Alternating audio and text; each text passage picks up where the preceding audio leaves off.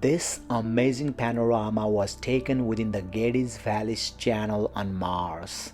At left of this view is Curiosity rover's robotic arm, which is raised after drilling a hole at a location. The sample collected here could help scientists understand how this area formed in the past. Gediz Vallis was likely formed by large floods of water and debris that piled jumbles of rocks and sediment into mounds within the channel and created a long ridge downhill called Gediz Vallis Ridge. The white stones visible in the center of the view have captured the attention of scientists because after driving over one of the rocks, pure sulfur crystals were discovered inside them. The rocks don't appear to fit with other materials seen in this landscape, so it's possible that the stones were formed here, or they may have been brought by floodwaters or avalanches long ago, even coming from locations high above Mount Sharp, which Curiosity is climbing at the moment. The yellow sulfur crystals found inside the rock that Curiosity ran over marks the first time pure sulfur has ever been found on Mars. It isn't clear what relationship, if any, the elemental sulfur has to other sulfur-based minerals in the area. While people associate sulfur with the odor from rotten eggs, which is the result of hydrogen sulfide gas, elemental sulfur is odorless. It forms in only a narrow range of conditions that scientists don't associate with the history of this location.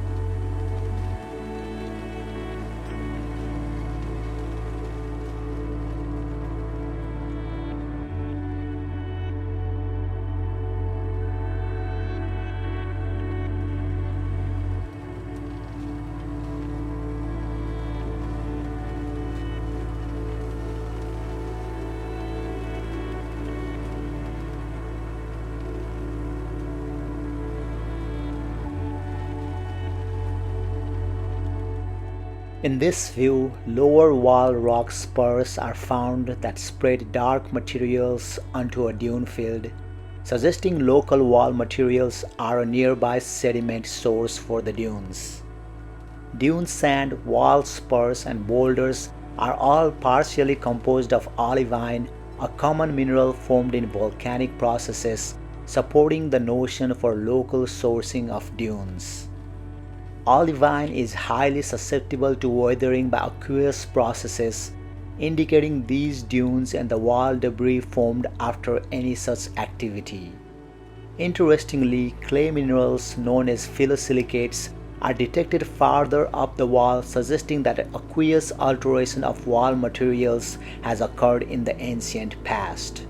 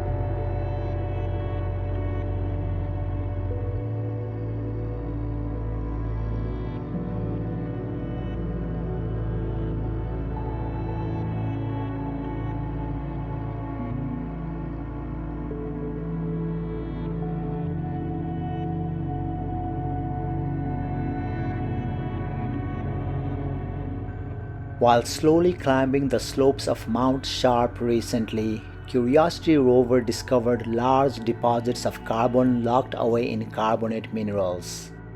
This find suggests that the red planet was once warmer and habitable. Carbonate minerals form when carbon dioxide interacts with water and rock, making them an important marker of past environmental conditions. Scientists have spotted these minerals before on Mars, by rovers on the ground, orbiters above, and even in Martian meteorites that fell to Earth. But Curiosity's latest data adds exciting new details. It tells us that the planet was habitable and the models for habitability are correct. The minerals found by the rover likely formed in extremely dry conditions through chemical reactions between water and rock, followed by process of evaporation. This process points to a time when Mars had a thick enough atmosphere rich in carbon dioxide to support liquid water on the surface. However, as atmosphere thinned, that carbon dioxide would have begun turning into stone. One standout mineral in Curiosity's new discovery is siderite, an iron-rich carbonate found in surprisingly high amounts between 5 and 10% by weight alongside salts that dissolve easily in water. The broader implications are the planet was habitable up until this time, but then as the carbon dioxide that had been warming the planet started to precipitate as siderite, it likely impacted Mars's ability to stay warm. What makes this find even more fascinating is the presence of iron oxyhydroxides in the same deposits. These minerals suggest Mars may have once also had a functioning carbon cycle similar to Earth's, where some of the carbon dioxide locked in rocks eventually made its way back into the atmosphere. By comparing Curiosity's findings with orbital data, scientists believe similar layers across the planet could have trapped up to 36 millibars worth of atmospheric carbon dioxide, enough to dramatically change Mars's climate. This Martian discovery also ties in closely with work being done right here on Earth. Scientists have been exploring ways to combat climate change by turning human-made carbon dioxide into stable carbonate minerals, essentially locking carbon away in rock. So what scientists are trying to do on Earth to fight climate change is something that nature may have already done on Mars. Learning about the mechanisms of making these minerals on Mars helps us to better understand how we can do it on Earth.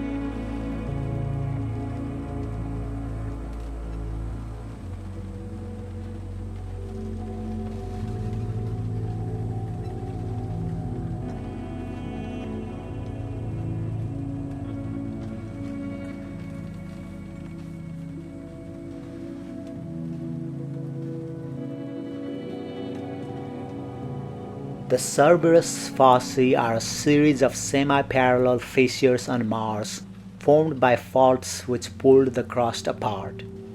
The underlying cause for the faulting is the deformation caused by the Tharsis volcanoes to the east and Elysium to the west. The faults are quite young and cut through pre-existing features such as the hills of the Tartarus Mountains and the lava apron southeast of Elysium Mons. The formation of the fossae is suspected to have released pressurized underground water previously confined by the cryosphere, leading to the creation of the Athabasca Vallis channel system on Mars. The linearity of the volcanic vent seen in this view, in conjunction with evidence of lava flow from the vent, suggests control by combined volcano-tectonic processes. The details of the vent gained by HiRISE provides insight into the volcano-tectonic processes along the fissures in two ways. First, the nature of both the volcanic products along this fissure and the geometries of the linear vent will permit comparison with similar non-volcanic fissures at Cerberus. And results from these comparisons will provide insight into the orientation of the underlying dike system that may have controlled the ascent of water to the surface in the Cerberus region. Second, future topographic analysis with a second image in order to create a 3D picture will enable scientists to measure the heights of the associated flows and better understand their volcanic history.